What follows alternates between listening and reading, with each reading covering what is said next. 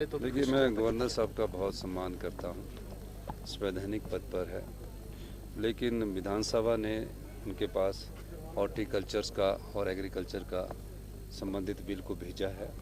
वो काफ़ी समय से उनके पास पड़ा है। अब उन्होंने ऑब्जेक्शन लगा के उसको वापस भेजा है और विधानसभा का सेशन था। दूसरी बात मैं एक स्पष्ट करना चाहता हूँ कि चांसलर की जो पावर है वो स्टेट लेजिस्लेटिव में दी है, और जब विधानसभा ने उन्हें चांसलर नियुक्त किया है तो जब गवर्नमेंट कोई डायरेक्टिव देती है तो उस पर अमल होना चाहिए। अब स्टेट लेजिस्लेटिव ने कहा कि जो भी यूनिवर्सिटीज़ होगी उसमें चांसलर गवर्नर साहब होंगे। वो संवैधानिक नहीं है, वो राज्य सरकार दी गई हुई शक्तियाँ हैं, तो उसमें चांसलर गवर्नर होंगे और वाइस चांसलर होंगे। कई यूनिवर्सिटी जैसे अटल मेडिकल यूनिवर्सिटी है, उसमें गवर्नर साहब को चांसलर की पावर स्टेट ने नहीं दी है। टेक्निकल यूनिवर्सिटी, उसमें चांसलर की पावर स्टेट ने नहीं दी है। ये उस समय की बात थी जब ये यूनिवर्सिटीज़ बनी, चाहे एचपी यूनिवर्सिटी बनी है चाहे हॉर्टी, उसमें पावर किसने दी है? स्टेट लेजिस्लेटर ने।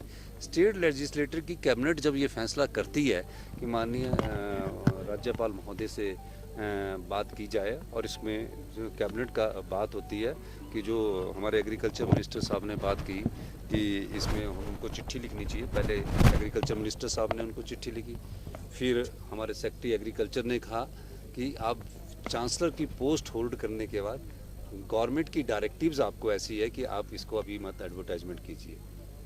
फिर तीसरी बात, कैबिनेट ने उनसे बात की और कैबिनेट ने उनसे कहा कि आप इस एडवर्टाइजमेंट को विड्रॉ कर दो। उसके बाद भी जिस राज्य सरकार की विधानसभा ने एक्ट पास करके शक्तियां दी, उसके बाद फिर उन्होंने एडवर्टाइजमेंट को 5 दिन के लिए बढ़ा दिया। तो उस बात पर हाई कोर्ट ने भी संज्ञान लिया है, और मेरा ये मानना है कि राज्यपाल महोदय से मिलकर इन सब बातों से समाधान ढूंढेंगे। राज्यपाल जी के पास किस प्रकार से किसी अधिकारी ने किस प्रकार केस पुटअप किया वो विषय है। वैसे राज्यपाल जी हमेशा हिमाचल के जो इंटरेस्ट है उसकी बात करते रहते हैं, चाहे किसी भी मामले में मुझसे चर्चा करते रहते हैं, चाहे नशा के संबंधित मामला है, चाहे यूनिवर्सिटी से संबंधित मामला है, और चाहे और किसी भी चीज़ से संबंधित मामला, सब पर चर्चा होती रहती है। और ये जो एक्ट है, कुछ यही नहीं एक्ट है, और भी कई एक्ट उनके पास विधानसभा में हमारे पड़े हैं। और सबसे बड़ा एक्ट तो उनके पास सुखाश्रय वाला पड़ा है, जिसमें अनाथ बच्चों को हम पेंशन पे वाले दे रहे हैं, हमने एक्ट पास किया है।